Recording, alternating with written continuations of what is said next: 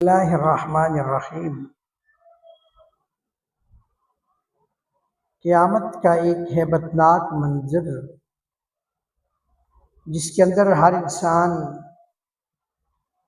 پریشانی کے عالم میں، دکھ کے عالم میں موجود ہوگا۔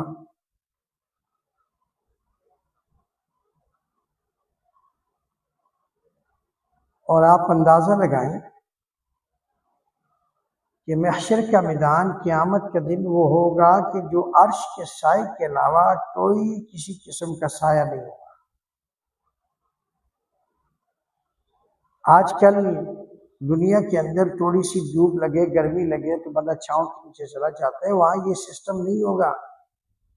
ہاں، اگر چھاؤں کرنا چاہتے ہیں، سکون پانا چاہتے ہیں، اطمینان قلب کرنا چاہتے ہیں تو الا بذکر اللہ تطمئن القلوب، کہ اللہ تعالیٰ کا ذکر کیا کرو تاکہ اللہ تمہارے دلوں کو منور کر دے۔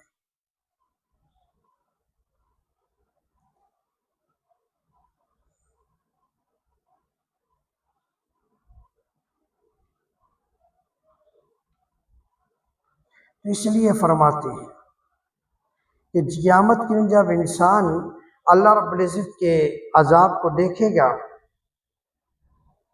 تو ہیبت ناک ہو جائے گا، کوئی پرسان حال نہیں ہوگا۔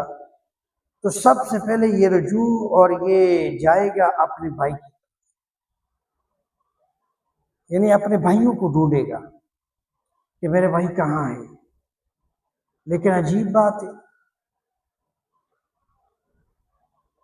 کہ آج ہم جب سب سے پہلے کسی کے گلے پر چھری چلاتے ہیں تو وہ ہمارا بھائی ہوتا ہے۔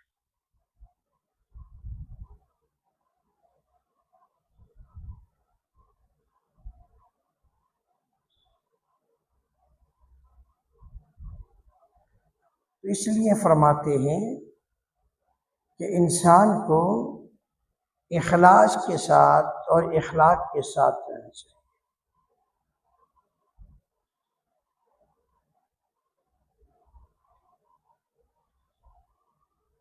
تو جس بھائی کی طرف وہ کل محشر کے میدان میں بھی رجوع کرے گا اور دوڑے گا، آج اس بھائی کے سب سے پہلے اسی بھائی کے گلا کاٹا جاتا ہے۔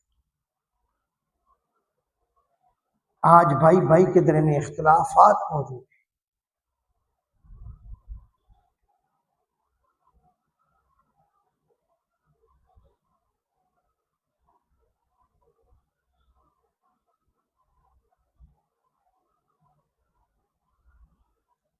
اس لیے فرماتے ہیں کہ حدیث شریف میں آتا ہے کہ وہ سب سے پہلے بھائی کی طرف بھاگے گا، اور اسی بھائی کو کے لیے آج چھری تیز کی جا رہی تھی۔ بھائی بھائی کو دیکھنا گوارا نہیں کرتا، باپ بیٹا آپس میں لڑ رہے ہیں، بیٹی ماں اپنے آپس میں لڑ رہے ہیں، ایک عجیب سا ماحول بنا ہوا ہے۔ اور یہ ماحول بنایا گیا ہے میرے بزرگوں، میرے بھائیوں، انسان کے اعمال کی وجہ سے ماحول بنتا ہے۔ اپنے اعمال کو درست کرے، ماحول ہمارے موافق ہو جائے۔